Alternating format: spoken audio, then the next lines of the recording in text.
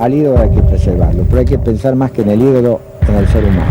Porque cuando yo veo a Claudia, sacrificio de años, más lo de ahora, y veo a las nenas, digo, esta me da la impresión que es la última oportunidad que tenemos. Yo espero que haga el clic, yo tengo la esperanza que haga el clic después de toda esta circunstancia. Todavía no lo hizo.